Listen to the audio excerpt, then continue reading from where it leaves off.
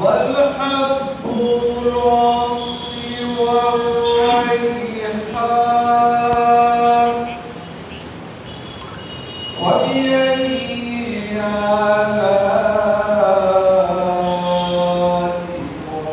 ربكما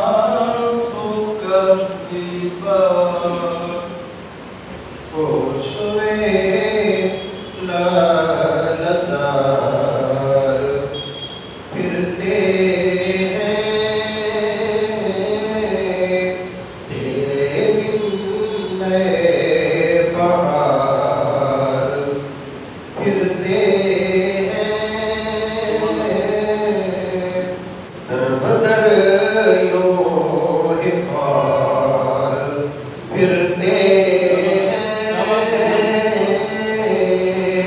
در بدر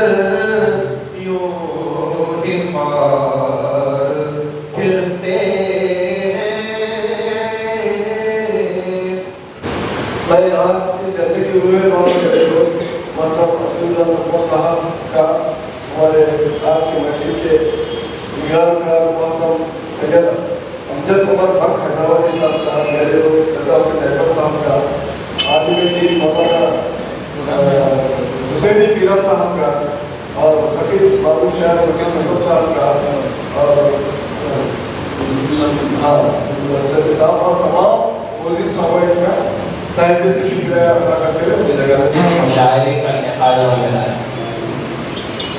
دوسری مبارکباد اس حیثیت سے وہ دیے جانے کے مستحق ہیں کہ انہوں نے استقبال رمضان میں ہم سے سبقت لے گئے۔ اب آپ پوچھیں گے کہ وہ کیسے؟ کہ استقبال رمضان جو حضور علیہ السلام نے امت کو اس کی ترغیب دلائی، محترم رسول اللہ صلی اللہ علیہ وسلم رمضان مبارک سے 15-20 دن قبل پورے شعراء کی فکر کو ایک ترغیب مصرعے کے ذریعے سے ان کے ذہنوں میں استقبال رمضان کا پیغام دے رہے ہیں۔ اس سے بڑی کامیابی کہ ہماری فکر اور وہ بھی دینی فکر کو ہم پورے لوگوں تک پہنچا رہے ہیں، اور ایک مجموعے کو ان کی فکر میں رمضان کا استقبال اور اس کی فکر کو ڈال رہے ہیں، تو اس سے بڑھ کر اور کوئی کامیابی نہیں ہو سکتی۔ آپ کو یہ بتاتے ہوئے مسرت میں سلام کہ سعودی عرب میں آج چاند نظر نہیں آیا، کل وہاں پر روزہ نہیں ہوگا، اسی حساب سے گلبرگہ یا ہندوستان میں بھی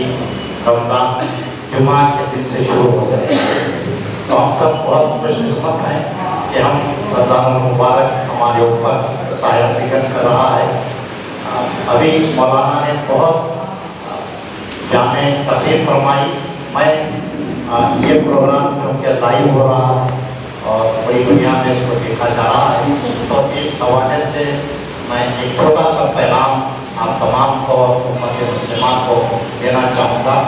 مولانا کی تقریر کے حوالے سے، کہ انہوں نے بہت اچھی بات بتائی کہ رمضان اس طرح ہم کو گزارنا چاہیے،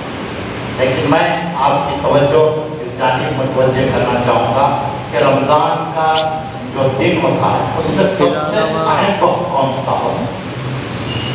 ہم اللہ تبارک و تعالیٰ سے حضرت موسیٰ علیہ السلام نے یہ پوچھا کہ آپ مجھ سے اتنے قریب سے کلام کرتے ہیں، تو ایسا بھی کوئی ہے کہ جس سے آپ اس طرح سے مخاطب ہوتے ہیں؟ تو اس وقت اللہ تبارک و تعالیٰ نے فرمایا کہ میرے اور تمہارے درمیان 70,000 پردے ہیں اور میں آپ سے گفتگو کر رہا ہوں۔ حضرت صلی اللہ علیہ وسلم نے کیسے گزارا، صحابہ نے کیسے گزارا؟ آپ کو معلوم ہونا چاہیے کہ صحابہ اور حضور صلی اللہ علیہ وسلم اس مہینے میں 2 جنگیں ہوئی، تو ان کے پاس افطار کے لیے اور سحر کے لیے ایک ہی کھجور ہوتا، ایک ہی کھجور، وہی کھجور چوس کر سحر کرتے اور وہی کھجور کھا کر افطار کرتے۔ تو ہم کو بھی ایسا ہی افطار کرنا